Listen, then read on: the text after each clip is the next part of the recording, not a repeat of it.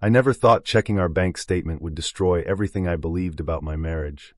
My name is Joel, and I'm a 38-year-old auditor living in San Diego. Numbers have always made sense to me. They don't lie, they don't deceive, they just exist as cold, hard facts. Maybe that's why what happened hit me so hard. Because when the numbers stopped adding up, neither did my life. I met Sabina 8 years ago at a friend's barbecue in Pacific Beach. She was vibrant, full of dreams about finding her passion in life. Back then, I found it charming. She told me she was exploring her options, trying to figure out what she wanted to do with her life. I was making decent money as an auditor, and I didn't mind supporting her journey of self-discovery. We got married a year later, and for 7 years, I thought we were building something real together. But Sabina never did find that passion. Or rather, she found too many of them. It started innocently enough. 3 years into our marriage, she announced she wanted to take culinary courses. I thought it was great. Maybe we'd have amazing home-cooked meals. Maybe she'd open a catering business. I paid for the 6-month program without hesitation. She attended for 3 weeks before deciding cooking wasn't her calling. The expensive knife set she'd insisted on buying sat and used in our kitchen drawer. 6 months later, it was dance. Salsa specifically. She'd seen a performance downtown and became obsessed. I paid for an entire year's membership at a dance studio in Hillcrest. She went once. One single time. When I asked her about it, she said the instructor's energy didn't align with her spirit. Then came the sewing phase. Our 2-bedroom apartment in Normal Heights suddenly became a textile warehouse. Sabina bought fabrics from every craft store in San Diego County, silk, cotton, velvet, materials I couldn't even name. She ordered a top-of-the-line sewing machine that cost more than my monthly car payment. For 1 week, our living room looked like a fabric bomb had exploded. Pieces of cloth covered every surface. She made exactly 0 completed garments before the machine was pushed into the corner of our bedroom, where it gathered dust for the next several months. I supported it all. Every hobby, every new beginning, every abandoned dream. Was I frustrated? Yes. Did I feel like we were throwing money away? Absolutely. But I loved her, and I kept telling myself that eventually she'd find something that stuck. Something that made her happy. What bothered me more than the money was the time. Whenever Sabina picked up a new hobby, she became completely absorbed in it. For those brief, intense periods, she had no time for us. No date nights, no quiet evenings watching movies, no weekend trips to La Jolla or Coronado like we used to take. She was always too busy with her latest obsession. Until she wasn't. Until she got bored and moved on to the next thing. Last January, she discovered art. Specifically figure drawing. She found a studio in North Park that offered life drawing classes, and suddenly, she was an aspiring artist. She bought canvases, easels, paints, charcoals, pencils. Our second bedroom became an art studio. This time I thought, maybe this would be different. She seemed more committed, attending classes twice a week without fail. For the first time in years, Sabina stuck with something for more than a month. Then 2 months. Then 3. I was actually proud of her. She'd come home from her classes excited, talking about techniques and perspectives and shading. She even showed me some of her drawings. They weren't bad, honestly. I thought maybe, finally, she'd found her thing. I should have known better. It was late April when I first noticed something odd in our bank statements. As an auditor, I review financial documents for a living, so checking our personal accounts is basically second nature to me. I handle all our finances. Sabina never had any interest in the boring money stuff, as she called it. There were charges I didn't recognize. Small ones at first. Coffee shops in neighborhoods we never visited. Restaurants I'd never heard of. A hotel charge in Mission Valley that made my stomach drop. When I asked Sabina about them casually over dinner, she barely looked up from her phone. "Oh, probably just grabbing coffee after class," she said. "Sometimes a few of us from the studio hang out." It sounded reasonable. But the charges continued. And they were getting larger. Dinner bills for 2 at expensive restaurants in Little Italy and the Gaslamp Quarter. More hotel charges. Cash withdrawals that Sabina couldn't account for when I asked. "I don't remember every little thing I buy, Joel," she snapped when I pressed her about a particularly large cash withdrawal. Not all of us spend our lives obsessing over receipts. That stung, but it also made me more suspicious. Sabina had never been defensive about money before. Oblivious, yes. Careless, definitely, but never hostile. I started paying closer attention. She was still going to her art classes twice a week, Tuesday and Thursday evenings. But now she was also going out on Saturday afternoons, supposedly for open studio time. She'd come home later than usual, sometimes not until 9 or 10 at night. When I asked about her day, her answers were vague. Just working on a project, she'd say. You wouldn't understand the technical aspects. The Tuesday evening in early May that changed everything started like any other. Sabina left for her art class at 6:30, kissing me goodbye and promising to be home by 9. I was sitting at our kitchen table, laptop open, reviewing a client's financial statements for an audit due the next week. But I couldn't concentrate. Something was gnawing at me. The unexplained charges had continued. Just that morning, I'd seen a charge for a boutique hotel in La Jolla. $240. When I'd asked Sabina about it, she'd claimed it was a mistake, that she'd reserved a room for her sister, who was supposedly visiting but then canceled. Her sister lives in Phoenix and wasn't visiting. I'd checked. At 7:15, I made a decision that would unravel everything. I closed my laptop, grabbed my car keys, and drove to the art studio in North Park. The drive took 20 minutes in evening traffic. The studio was in a converted warehouse space, part of a trendy mixed-use development with coffee shops and craft breweries. I parked across the street, where I had a clear view of the entrance. Sabina's silver Honda CR-V was in the lot. I sat there feeling ridiculous. What was I doing? Spying on my own wife? But I couldn't shake the feeling that something was very, very wrong. At 8 o'clock, people started leaving the studio. I saw several students emerge with portfolios under their arms. But no Sabina. I waited. 8:15. 8:30. Still no sign of her. At 8:45, the studio lights went off. A few minutes later, Sabina emerged, but she wasn't alone. She was with a man I'd never seen before. He was tall, probably in his early 30s, with dark hair and a lean build. He was wearing jeans and a white t-shirt. They were standing close, too close, and they were laughing about something. Then he kissed her. Not a friendly peck. A real kiss. And she kissed him back. I felt like I'd been punched in the stomach. My hands gripped the steering wheel so hard my knuckles turned white. I watched as they walked to her car, still touching, still in their own little bubble. She unlocked the CR-V, and they both got in. She was driving. I followed them. I don't know what I was thinking. Maybe I wasn't thinking at all. I just needed to know where they were going, what was happening, how deep this went. They didn't go far. Just 10 minutes south to a residence in Mission Valley. The same hotel I'd seen charged to our account multiple times. I watched from the parking lot as they went inside together. Sabina had a small overnight bag I'd never seen before. I sat in my car in that parking lot for 2 hours. I couldn't move. Couldn't process what I was seeing. This wasn't some random hookup. This was planned. Organized. She had a bag prepared. They had a routine. Around 11, I drove home. Sabina still wasn't back.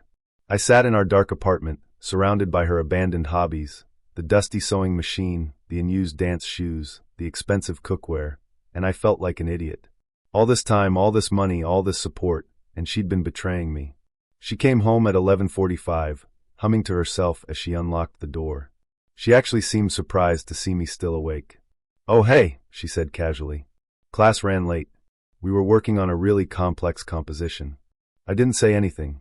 I just looked at her, this woman I thought I knew, and I realized I had no idea who she really was. "I'm going to bed," she announced, heading toward our bedroom. "I'm exhausted." I spent that night on the couch, staring at the ceiling, my mind racing. I needed information. I needed to understand the full scope of what was happening before I made any moves. As an auditor, I knew that you don't confront someone until you have all the evidence. You build your case carefully, thoroughly, so there's no room for denial or escape. The next morning, I called in sick to work, something I almost never do. After Sabina left for what she claimed was a coffee date with a friend, I went through everything. Her phone was password protected, but her laptop wasn't. She'd been careless there. What I found made me physically ill. Months of messages with someone named Hector. Explicit photos. Plans for their meetings.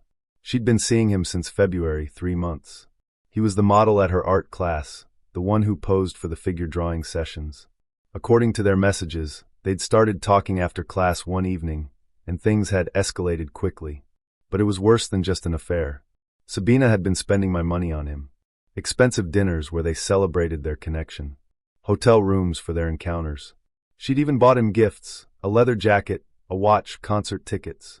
All charged to our joint credit card. all funded by my income, while she contributed nothing. The messages revealed something else too. Sabina had told Hector that she was practically divorced, that she and I were just roommates at this point, that she was planning to leave soon. She'd painted herself as some trapped, unhappy wife desperate to escape, when in reality, I'd supported every whim, every dream, every abandoned hobby for 7 years.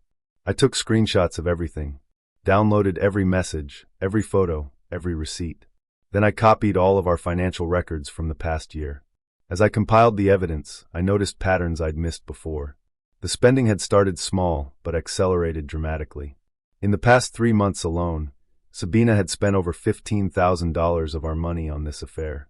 $15,000. On a man who posed naked for art students. A man who, according to the messages, had a girlfriend of his own that he was cheating on. That's when my shock began turning into something else. Something colder. More calculating. I could have confronted her right then. Screamed, thrown her out, filed for divorce immediately. But I didn't. Because I realized something important. Sabina thought she was getting away with it. She thought I was too busy, too trusting, too oblivious to notice. And that meant she'd keep being careless. Keep leaving evidence. Keep digging herself deeper into a hole. And I was going to let her. For the next 3 weeks, I played the role of the oblivious husband perfectly. I went to work, came home, asked about her day, nodded along when she lied to my face about her art classes and friends. All the while I was documenting everything. Every charge, every late night, every lie. I even followed them twice more, taking photos and videos with my phone. I needed irrefutable evidence. I also did something else. I consulted with a divorce attorney named Beatrice Morgan, one of the best in San Diego. I showed her everything I'd compiled. She was impressed. "This is the most thorough documentation I've seen from a client before filing," she said. "With this evidence, we can definitely argue that marital funds were used inappropriately.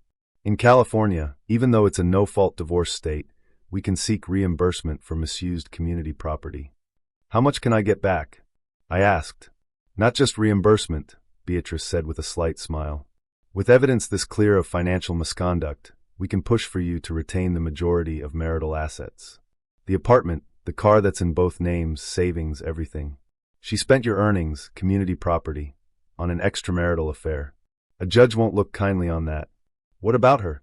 I asked. "What happens to Sabina?" "She'll get whatever she came into the marriage with, which according to your financial records, was essentially nothing. Maybe she'll get a small settlement, but given the circumstances and the fact that you can prove financial impropriety, it won't be much." That's when I started planning my exit strategy. The apartment was in both our names, but I'd paid the down payment and every single mortgage payment for 5 years. The car Sabina drove was titled to both of us, but again, I'd paid for it entirely. Our savings account had about $40,000, money I'd accumulated through my salary, while Sabina contributed nothing. I also discovered something else interesting. Hector, the artistic homewrecker, wasn't just some free-spirited model. He had a serious girlfriend named Maria, who had no idea about the affair. I found her social media easily. Hector wasn't careful about his digital footprint. She was a nurse at UC San Diego Medical Center, and from her posts, she clearly thought she and Hector had a solid relationship. An idea began forming in my mind. Not just revenge, but precision-targeted consequences for everyone involved. On a Thursday evening in late May, I made my move. Sabina had told me she was going to her art class as usual. I knew she was actually meeting Hector at their hotel. I'd confirmed the reservation in her email. I drove to the studio where the actual art class was held. I'd done my research and knew that Thursday sessions ended at 8:30. I waited outside until the students emerged. Then I approached a woman I recognized from Sabina's social media posts, another student named Jennifer who Sabina had mentioned before. "Excuse me," I said. "Jennifer, right?" "I'm Joel, Sabina's husband." She looked confused. "Oh, hi. Is everything okay? I'm actually looking for information about the classes. I wanted to surprise Sabina with a gift certificate, but I wanted to make sure I got the right instructor. She's talked so much about the model who poses for the figure sessions. I think his name is Hector." Jennifer's expression shifted slightly. "Oh, Hector doesn't model for the classes anymore. He stopped coming about a month ago. I think he got a different gig or something." "Perfect." So Sabina had been lying even about her cover story. The art class was real, but Hector hadn't been there in weeks. She'd just been using it as an excuse to disappear. That's strange, I said, playing confused. Sabina mentioned him just last week. Jennifer looked uncomfortable. Maybe she meant someone else? I don't really know. I thanked her and left. Now I knew for certain that Sabina's lies extended beyond just the affair. She wasn't even attending the classes regularly anymore. The whole thing was just cover. That night, when Sabina came home at 10:30, I was waiting with divorce papers. She walked in, saw me sitting at the kitchen table with documents spread out in front of me, and froze. "We need to talk," I said calmly. "About what?" Her voice was cautious. I slid a folder across the table. "About Hector. About the $15,000 you've spent on your affair. About the hotel rooms, the lies, and the fact that you've been cheating on me for 4 months. The color drained from her face. She opened her mouth, closed it, then tried to speak.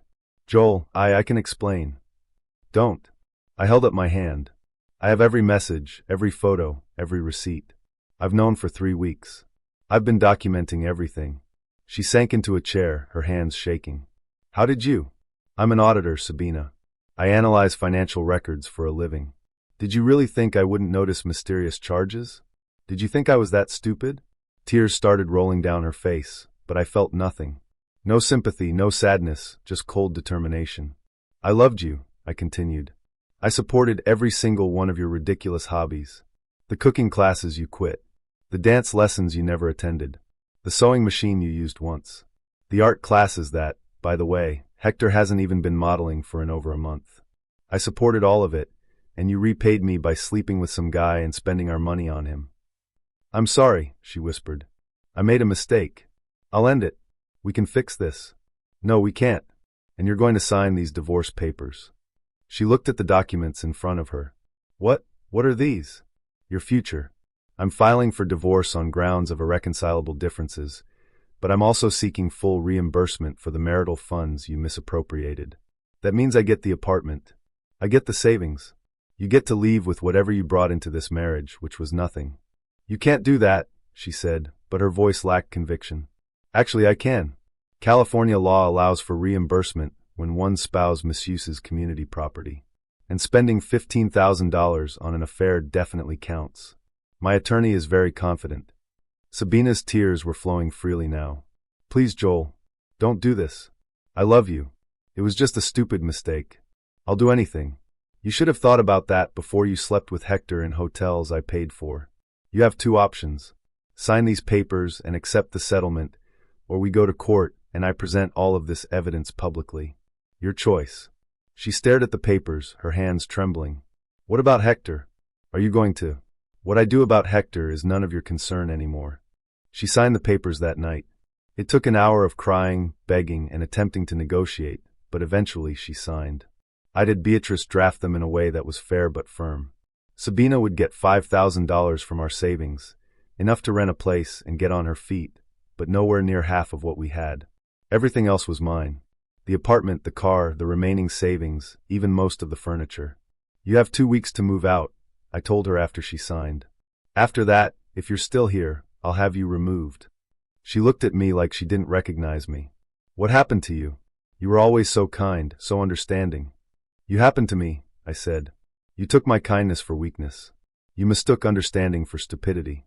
I'm done being your safety net while you explore your next hobby." She left that night, going to stay with a friend. Over the next 2 weeks, she came back sporadically to collect her things. We barely spoke. She tried a few more times to apologize, to explain, to convince me to reconsider, but I was done listening. But I wasn't done with my plan. I'd found Maria's work schedule through her public social media posts. She was a nurse who worked 3 12-hour shifts a week at the hospital. On a Wednesday afternoon when I knew she'd be off work, I sent her a message from a new email account. "Dear Maria," I wrote, "you don't know me, but I think you should know that your boyfriend Hector has been having an affair with my wife for the past 4 months. I've attached evidence. I thought you deserved to know the truth. I'm sorry to be the one to tell you this."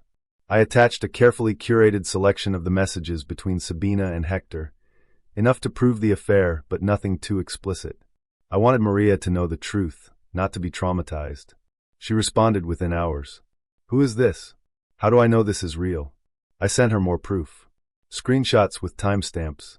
Photos of Hector and Sabina together that I'd taken during my surveillance. Hotel receipts with both their names. I'm filing for divorce, I wrote back. I just thought you should have the same information I do, so you can make informed decisions about your own life.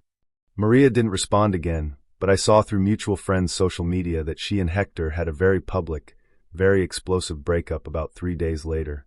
Apparently, she'd confronted him at his apartment, and it had gotten loud enough that neighbors got involved. 2 weeks after Sabina signed the divorce papers, she reached out via text.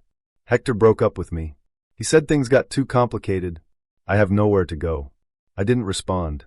She texted again a few hours later. Please, Joel. I know I messed up, but I need help. I don't have any money.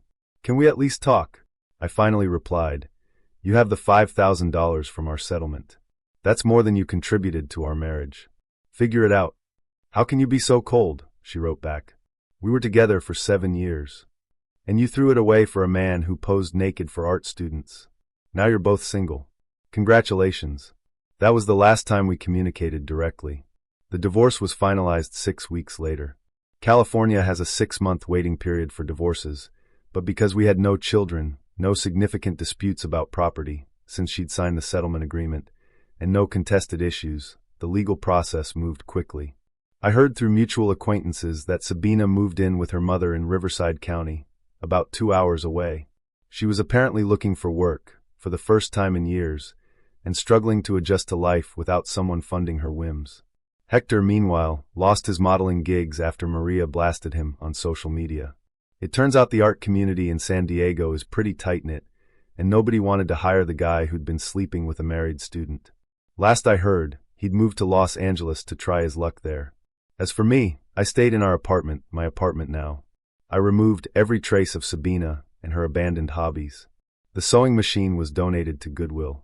The art supplies went to a local youth center. The expensive cookware went to a friend who actually enjoyed cooking. I repainted the second bedroom and turned it into a proper home office. The financial recovery took a few months, but I rebuilt the savings account steadily. Without Sabina's constant spending on new hobbies and, apparently, her affair, I was able to save more money than ever before. I sometimes wonder if she ever thinks about what she lost. A stable home, financial security, someone who genuinely supported her for years despite her flakiness. She traded all of that for a few months with a man who abandoned her the moment things got difficult. I hope she learned something from it, but honestly, I don't really care anymore. My life is better without her. I have more money, less stress, and I'm with someone who actually contributes to our relationship. Sabina is wherever she is, probably discovering some new hobby to obsess over for a few weeks before abandoning it. The difference is, now it's someone else's problem, not mine. Thank you for watching the video to the end. YouTube may no longer suggest my channel to you, so subscribe to it to receive new interesting stories. You will also help the channel grow and improve the quality of its content. A playlist with other interesting stories that you can listen to is now displayed on the screen. You can also write in the comments what stories you would like to see on the channel.